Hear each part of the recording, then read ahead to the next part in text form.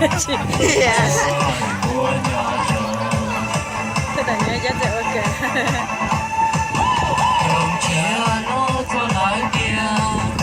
Anh muốn đủ dây dâu ta, vậy muốn đủ em hả? Thấy không?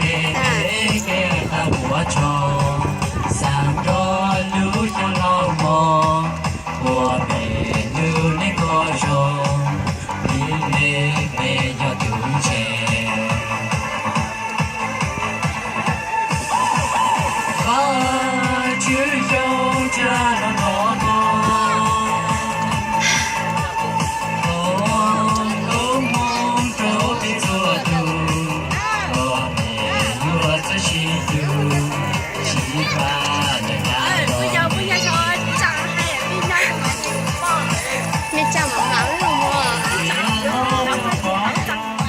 Nó kì mẹ chồng mỏng mỏng luôn. Cái chị chàng cái chữ hai mà ông đấy cười vậy chứ ai đừng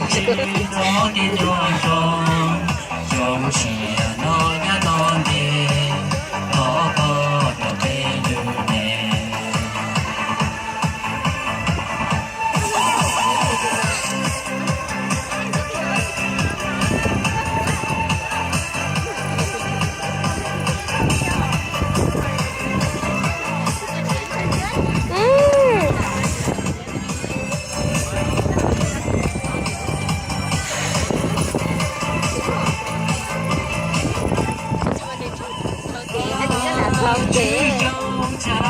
Anh chị nó. Nà, rồi đi khăn cho kìa đó là chị nó sắp xếp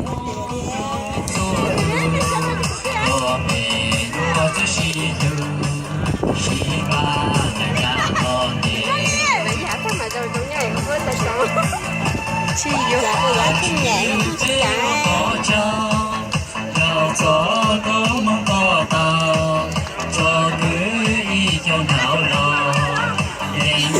bây giờ cho ta chụp chụp chụp